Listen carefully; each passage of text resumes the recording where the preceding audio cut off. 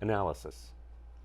In analyzing the President's conduct towards Flynn, Manafort, redacted harm to ongoing matter, the following evidence is relevant to the elements of obstruction of justice. A. Obstructive act. The President's actions towards witnesses in the special counsel's investigation would qualify as obstructive if they had the natural tendency to prevent particular witnesses from testifying truthfully, or otherwise would have the probable effect of influencing, delaying, or preventing their testimony to law enforcement. With regard to Flynn, the President sent private and public messages to Flynn, encouraging him to stay strong and conveying that the President still cared about him before he began to cooperate with the government. When Flynn's attorneys withdrew him from a joint defense agreement with the President, signaling that Flynn was potentially cooperating with the government, the President's personal counsel initially reminded Flynn's counsel of the President's warm feelings towards Flynn and said, "That still remains." But when Flynn's counsel reiterated that Flynn could no longer share information under a joint defense agreement, the President's personal counsel stated that the decision would be interpreted as reflecting Flynn's hostility toward the President. That sequence of events should have had the potential to affect Flynn's decision to cooperate, as well as the extent of the cooperation. Because of privilege issues, however, we could not determine whether the President was personally involved in or knew about the specific message his counsel delivered to Flynn's counsel. With respect to Manafort, there is evidence that the President's actions had the potential to influence Manafort's decisions whether to cooperate with the government. The President and the personal counsel made repeated statements suggesting that a pardon was a possibility for Manafort, while also making it clear that the President did not want Manafort to flip and cooperate with the government. On June 15, 2018, the day the judge presiding over Manafort's D.C. case was considering whether to revoke the bail, the President said he felt badly for Manafort and stated, "I think a lot of it is very unfair." And when asked about a pardon for Manafort, the President said, "I do want to see people treated fairly. That's what it's all about." Later that day, after Manafort's bail was revoked, the President called it a tough sentence that was very unfair. 2 days later, the President's personal counsel stated that individuals involved in the special counsel's investigation could receive a pardon if, in fact, the President and his advisors come to the conclusion that you have been treated unfairly, using language that paralleled how the President had already described the treatment of Manafort.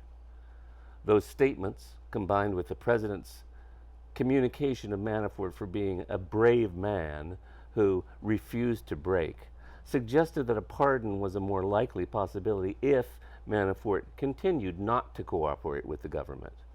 And while Manafort eventually pleaded guilty pursuant to a cooperation agreement, he was found to have violated the agreement by lying to the investigators.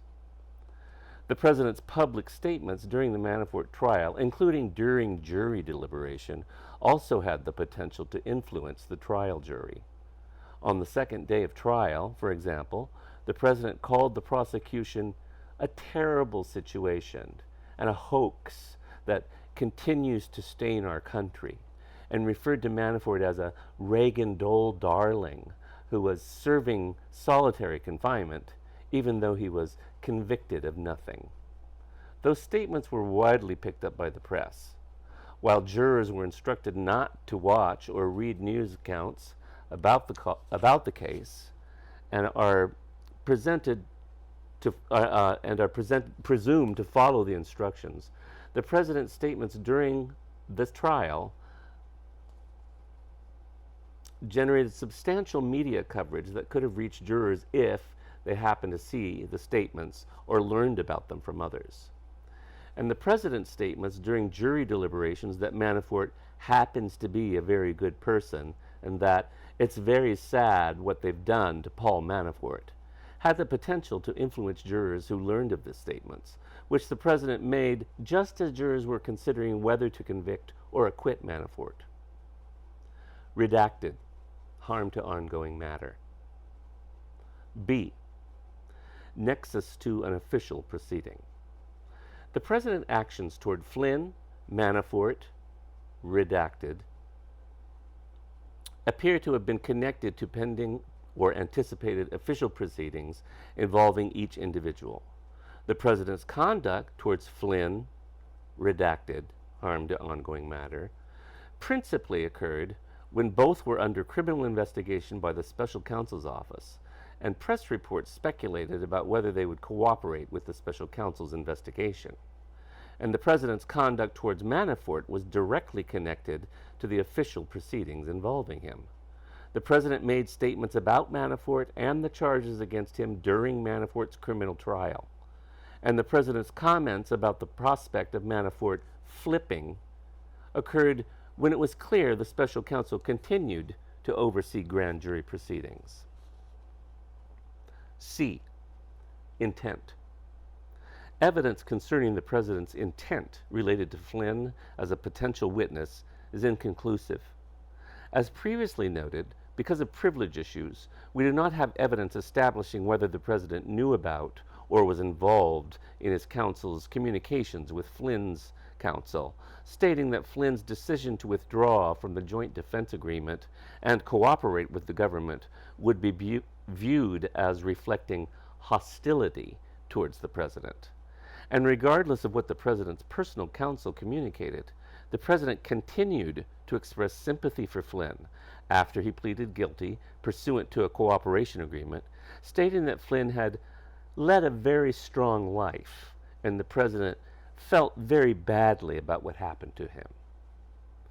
Evidence concerning the President's conduct towards Manafort indicates that the President intended to encourage Manafort to not cooperate with the government. Before Manafort was convicted, the President repeatedly stated that Manafort had been treated unfairly. One day after Manafort was convicted on 8 felony charges and potentially faced a lengthy prison term, the President said that Manafort was a brave man for refusing to break, and that flipping almost ought to be outlawed. At the same time, although the President had privately told aides he did not like Manafort, he publicly called Manafort a good man and said he had a wonderful family. And when the President was asked whether he was considering a pardon for Manafort, the President did not respond directly and instead said he had great respect for what Manafort's done in terms of what he's gone through. The President added that some of the charges they threw against him, every consultant, every lobbyist in Washington probably does. In light of the President's counsel's previous statements that the investigation might get cleaned up with some presidential pardons, and that a pardon would be possible if the President comes to the conclusion that you have been treated unfairly, the evidence supports the inference that the President intended Manafort to believe that he could receive a pardon, which would make cooperation with the government as a means of obtaining a lesser sentence unnecessary.